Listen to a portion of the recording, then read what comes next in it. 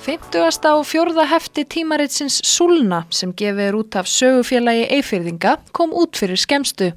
Bæði félagið og ritið eiga sér langa sögu en þar hefur birst ýmiss konar fróðleikur og frásagnir norrlensk málefni frá fyrstu útgáfu. En hvenær var hún? Ritið var stofnað 1971 og það voru 2 menn sem stóðu nú að þessu, aðallega kannski annar þeirra, Jóhannes Óli Sæmundsson sem var kennari og skólastjóri og starfaði upphaflega út hjá Árskógsströnd, var ættað þaðan og með honum var í fyrstu ritstjóri Erlingur nokkur Davíðsson sem var nú þekktur sem blaðamaður og rithöfundur hér í bæ og ritið hefur alltaf verið gefið út hér á Akureyri. Og fyrst í stað var það gefið út af fyrirtæki sem Jóhannes Óli rak og var nú aðalega eins konar fornbókaverslun og hét Fagrahlíð. En 1976 þá tók sögufélag Eyfirðinga við rekstrinum. En það hafði verið stofnað líkt leyti og ritið byrjaði að koma út. Og Jóhannes Óli var ritstjóri sem sagt fyrst ásamt Erlingi og svo hætti nú Erlingur en hann var áfram í 11 ára alls, Jóhannes Óli, og með öðrum yfirleitt, eða alltaf. Síðan hafa nú ýmsir fleiri komið að því að gefa þetta út og ritið hefur komið út á hverju ári með fáeinum undantekningum. Já. Það eru eitthvað 3-4 undantekningar, ár sem hafa hallið niður.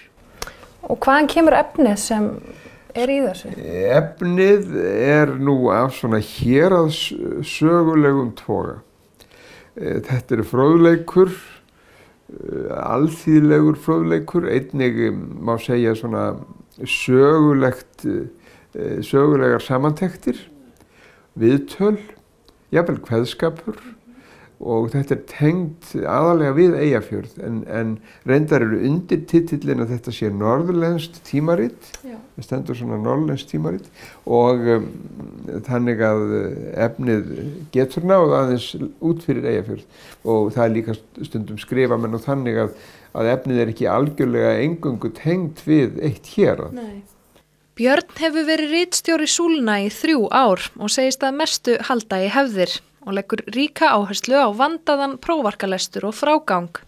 Það er stefna hjá ritstjórninni að forðast endurbirtingar en varðandi efnisvalið segir Björn það hafa breyst aðeins. Hann segir að framan af hafi verið töluvert mikið af fróðleikum, dulspeki og andatrú en það hafi minnkað. Þrátt fyrir örlítið breytt innihald hefur ritið verið í sama broti frá upphafi. En að hverju miðar útgáfan? Nú, þetta miðar auðvitað fyrst og fremst, þessi útgáfustarfsemi, hún miðar að því að koma á prent fróðleik líf og starf forfeðra okkar og formæðra eða fólk sem er kannski komið á efri ár. Mest hefur verið fjallað 19. og 20, einhverjum 20. öld, sko.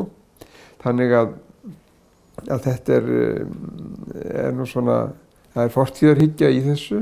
En annars eru þetta, það er í fremst í hverju hefti haft viðtal og það var ákveðið þegar ég tók við þessu að hafa þar sem sagt fast viðtal. Það er svona vissum marki nýlunda. Nú svo hef ég reynt stundum að fylgja eftir greinum sem ég hef fengið með eftirmála og neðanmálsgreinum, eftir atvikum, til að skýra betur út aðstæður á bakvið efnið. En ef þú horfir aðeins tilbaka, þó þú hafi verið í þessi 3 ár, það hefur þekkingu á þessu riti, fyrir það er eitthvað sem þið finnst svona eftirminnilegt? Já, það hafa náttúrulega birst þarna ritgerðir og þættir menn og málefni. Það hafa til dæmis verið þættir sjúkrahúsmál.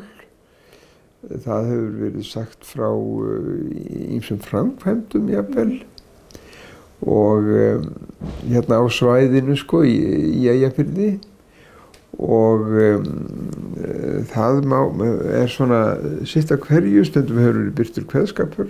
Já, en hvaða þýðingu finnst þér þetta hafa fyrir til dæmis okkur hér fyrir norðan og aðra þar sem svona sambærileg rit að koma út? Já, sambærileg rit nefnilega koma út í mjög mörgum landslutum eða héruðum. Skagfirðingabók og Árbók Þingeyinga til dæmis og hérna Breiðfirðingur til og Ársrit sögufélags Ísfirðinga og svo framvegis. Það til mikið af þessu. Og þetta svona auðvitað ákveðin, þetta myndar tengslu fortíðina og það alltaf mjög margir sem hafa áhuga á þjóðlegum fróðleik. Já. Og vilja lesa greinar og frásagnir og viðtöl sem snerta slík mál. Og ég tel að við svona séum að reyna að uppfylla þá þörf eða þann markaðu sem má segja. Í nýjasta hefti Súlna kennir ýmissa grasa. Þar meðal annars viðtal við Ingibjörgu nokkra Bjarnadóttur sem búið hefur á Gnúpfelli í Eyjafjarðarsveit síðan 1949. Ása Marinósdóttir sem situr í ritnefnd Súlna skrifar þar áðurnefndan Jóhannes Óla Sæmundsson, einn aðal stofnanda ritsins. Þarna birtist stutt ritsmíð eftir erlenda konu sem bjó rétt við Akureyri á stríðsárunum og ýmislegt fleira, allt frá huldufólki á Árskógsströnd að fjárkláðastríðinu á Íslandi. En hvar hægt að nálgast tímaritið? Sko, það fæst hjá sögufélaginu. Það hefur verið hægt að fá eintök í pennanum. Já, en segðu mér nú eitt, nú ertu búin að vera að grúska í þessu. Sérðu einhverja sérstöðu? Heldur að Eyfirðingar sé einhverju leyti öðruvísi eða ólíkir því sem gerist annar staðar og sagan hér? Ég veit það nú ekki, það nú afskaplega erfitt að segja það. Það var nú oft einhver samanburður á milli héraða hér áður fyrr. Já. Og þá voru Eyfirðingar svona dálítið orðlagðir fyrir það að vera duglegir búmenn og svona athafnasamir. Já. Og kannski minna í svona sumum andlegum hlutum og kannski minna að skemmta sér líka heldur en aðrir. Ég veit það ekki.